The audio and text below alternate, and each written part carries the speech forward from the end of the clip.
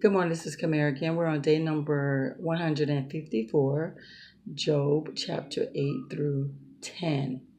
So, as we know, Job has lost everything, at least his livelihood, all of his livestock, his cattle, his donkeys, his camels, everything, including his servants as well. He lost everything. And on top of that, he lost his children, all 10 of them. And now we know that he's been struck with uh, his body's been struck basically with sores from head to toe, and he has nightmares as well. On top of that, if he tries to sleep, and we're at a point now where his friends are sitting with him, three of them, and they're there to comfort him during his sufferings. And we find that so far, what they're doing is accusing Job of not living a righteous life. And Job is basically on a defense. Job is also complaining about his situation. And Job, he's complaining about his predicament. He even at one point asked God to show him his sin. Just tell me what my sin is. And so, and he also asked God to leave him alone, give him some peace. And so that was, Eliphaz was the one friend who we've heard from so far. And now Bildad is about to speak. So Bildad asked Job, because Job went on and on about what he's going through, his complaints. He even talked to God while his friends were there and was like, Lord, just tell me what my sin is. You know, you're allowing all this bad stuff to happen to me. And so his friend had the nerve to say that he's like a blustering wind,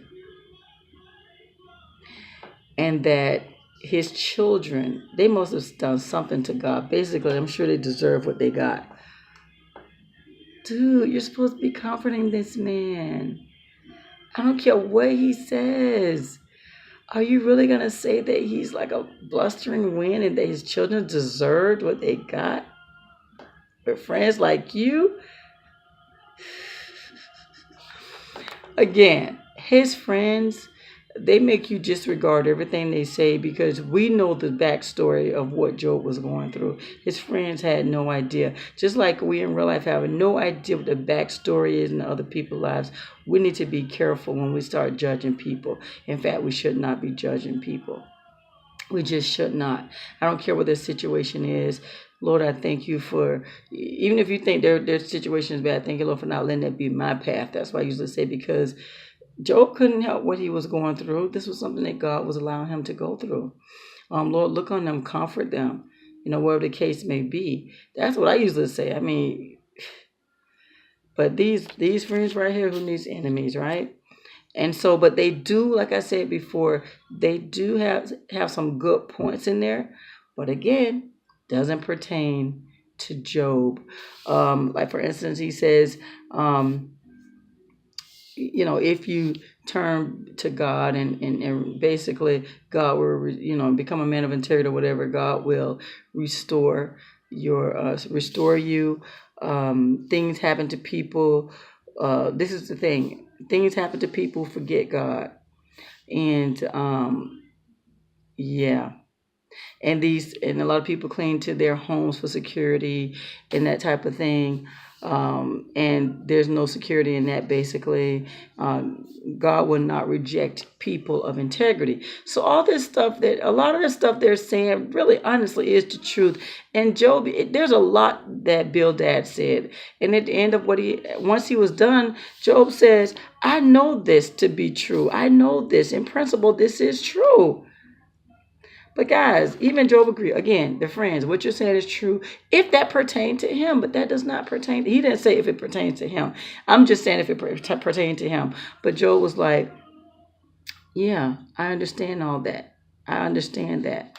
But now Job goes on and he again start to says that if a person has a problem with God, who can they take that to? Some of the things he said, like God is so wise and so mighty, who can challenge him? Yet he said some good stuff about God. God is mighty. God is this and that. And yet when he comes near, I can't see him. When he passed by, I don't even see. So he says, even if I'm right, there's no defense. Only, it's just that he just goes through. He's like, I'm an innocent man, but it makes no difference. He says, I despise my life. So, I mean, one thing you can see in Job's reading is that he's upset with God. I picked that up from Job. He's upset with God. He says stuff like, just leave me alone. Just let me have some comfort. The things that he say, he's upset. And I mean, God is the one who has control of our life. He even says this, God, you're the one who created me. You're the one who formed me in my mother's belly. You're the one who clothed me with skin. He's right. He is the one who created Job. He's the one who created us. And so now he's asking, just give me some comfort. I understand I'm going to die. Just before I die, let me have some comfort. That's basically what Job is saying through his entire speech. And there are times he get on his friends and say, you guys are the worst companions right now. You are doing me no good. He didn't say that this time. He said it before with Eliphaz. But I'm sure he's going to tell Bildad that eventually. But Job does spend some time while he's with his friends or his companions.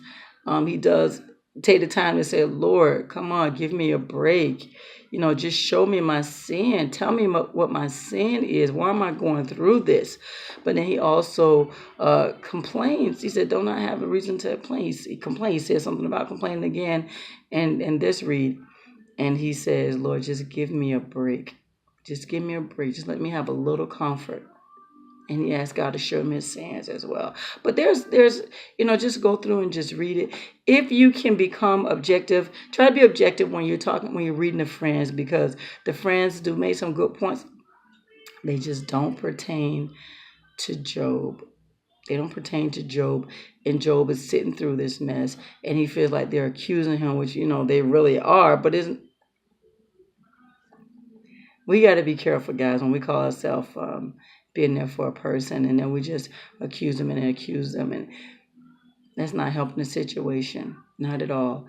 So, because you have no idea what a person is going through.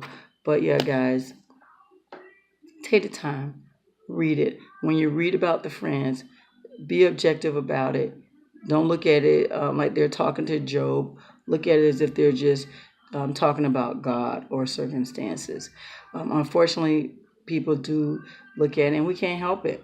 We know Job's backstory, so we get defensive of Job and like, come on, guys, it's not Job. And so we don't even receive what they're saying. So, yeah, there we have it, guys.